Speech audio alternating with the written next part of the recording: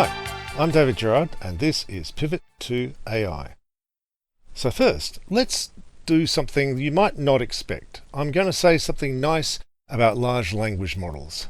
So, one great dream of science fiction is a computer you can just talk to, and it'll understand you enough to answer you. The virtual intelligence from video games.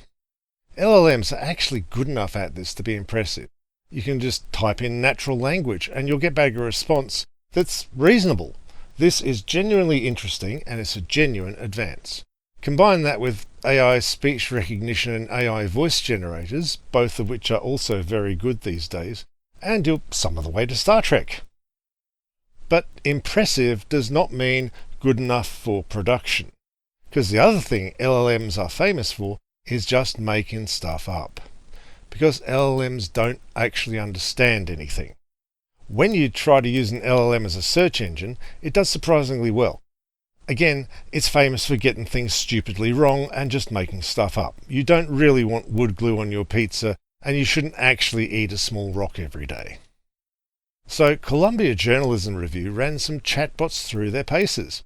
Several of these, the companies explicitly market them as search engines. CGR picked out 10 random news articles from a bunch of publishers, then gave the search chatbots a text excerpt and asked for the article's headline, publisher, publication date, and web address. They picked text examples where, if you do an ordinary Google search, they all gave the correct original article in the top 3 results. So that should be easy, right? You won't be surprised in the slightest to hear the search bots were all pretty bad at this. Across all the bots, over 60% of answers were wrong. Perplexity was the least worst at 37% wrong, and Grok was 94% wrong. All the bots were very confident in their wrong answers, and they never put a qualifier like "it seems" or "it may be" on their wrong answers. And, quote, premium models provided more confidentially incorrect answers than their free counterparts, unquote. Copilot was the only one that didn't do this. In fact, it declined more questions than it answered.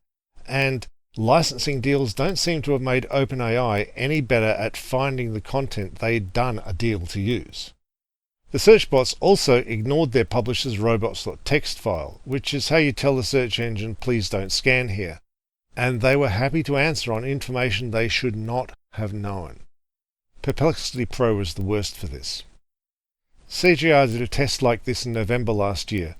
The bots don't seem to have improved any since then. Chatbots really are a super impressive demo, but AI has been full of impressive demos that didn't work as products since the term artificial intelligence was coined 70 years ago. Stop shoving chatbots into places they can't do the job. Thanks for listening to Pivot to AI. If you liked today's episode, then as well as like and subscribe, please send the web link to just one other person. Pivot lives off word of mouth.